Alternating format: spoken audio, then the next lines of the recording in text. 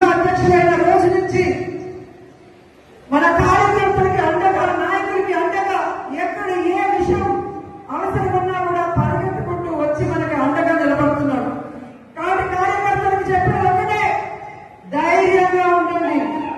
తప్పు చేసిన వాడు ధైర్యంగా ఉన్నప్పుడు తప్పు చేయని మనం, సంక్షేమం అభివృద్ధి చేసిన మనం ఎందుకు భయపడాలని కూడా ఈ సందర్భంగా తెలియజేసుకుంటున్నాం.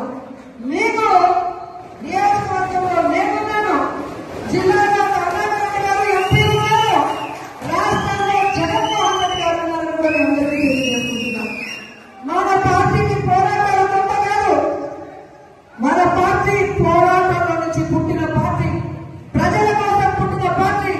ఈ రాష్ట్రాన్ని అభివృద్ధి చేయాలి అని ఏ కలవైతే వైఎస్ఆర్ గారు కన్నారో వాటన్నింటినీ కూడా 60-70 సంవత్సరాలు ఈ ప్రజలకు అందుబాటులోకి రావాలి అని పార్టీ పెట్టి మీకోసమే ముందుకు నడిచిన జగనన్న పార్టీ, ప్రజల పార్టీ, మన పార్టీ.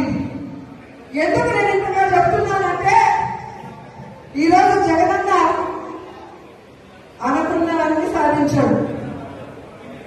ఆయన బిజినెస్ మ్యాన్ గా సక్సెస్ఫుల్,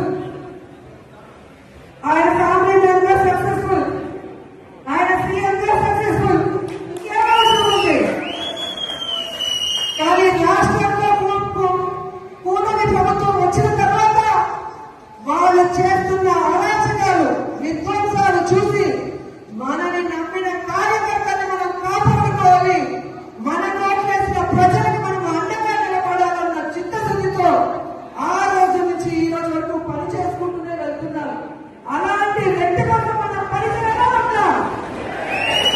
మరి ఎవడో కేసు పెడతాడని ఒకడు, ఎవడో జైల్లో పెడతాడని ఒకడు ఉద్యోగం తీసేస్తాడని ఒకడు ఇలా భయపెడుతూ మనని ఇంట్లో కూర్చోబెట్టాలనుకుంటున్న కూటమి ప్రభుత్వానికి మనం చెప్పాల్సింది ఒకటే, నువ్వు కేసు పెడతావా పెట్టా, జైల్లో పెడతావా పెట్టా,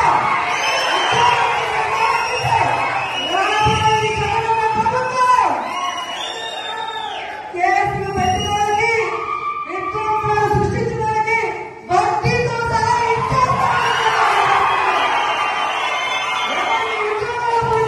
అందరికీ కూడా గుడ్ బుక్ లో పేరు వేసి వాళ్ళకు ఉద్యోగాలు వస్తాయి. ఎవరైతే ప్రభుత్వంలో ఇబ్బంది పడ్డారో ఆ ఇబ్బందుల నుంచి వాళ్ళకి బయటపడేసి వాళ్ళకి ఫస్ట్ ప్రయారిటీ ఇస్తామని కూడా ఈ సందర్భంగా తెలియజేసుకుంటున్నాం. ఇప్పటికే జగన్మోహన్ రెడ్డి గారు ప్రకటించిన విధంగా రైతులకి అండగా రాష్ట్ర వ్యాప్తంగా మొన్ననే పోరాటం జరిగింది. రేపు ఈ విద్యుత్ బిల్లుల పెంపు మీద రాష్ట్ర వ్యాప్తంగా నియోజకాల వారీగా ఉద్యమం జరుగుతుంది. అందరూ కూడా వచ్చి ఆ ఉద్యమంలో పాల్గొనాలి అని కూడా ఈ సందర్భంగా తెలియజేసుకుంటున్నారు. అలాగే జనవరి 3వ తేదీ విద్యార్థుల కోసం ఫీజు రియంబర్స్మెంట్ కోసం జగనన్న పిలుపునిచ్చాడు. అందులో కూడా మనం అందరం పాల్గొనాలి, ఈ ప్రభుత్వానికి బుద్ధి చెప్పాలని కూడా ఈ సందర్భంగా తెలియజేసుకుంటున్నాను. ఎందుకంటే మనం సైలెంట్ గా ఉంటే పచ్చ ఛానల్లో అబద్ధాలు చెప్పడం తప్ప ఇంకోటి చేయదు. ప్రజలు ఎలా ఇబ్బంది పడుతున్నారు, విద్యార్థులు ఎలా మోసపోయారు, మహిళలు ఎలా కన్నీళ్లు పడుతున్నారో రాష్ట్రం అంతా తెలియాలి. ఒక ఉద్యమంగా ఈ కూటమి ప్రభుత్వాన్ని ముంచేయాలని కూడా ఈ సందర్భంగా తెలియజేస్తున్నారు. ఈరోజు ఇంత వర్షంలో కూడా పార్టీ సర్వస్వ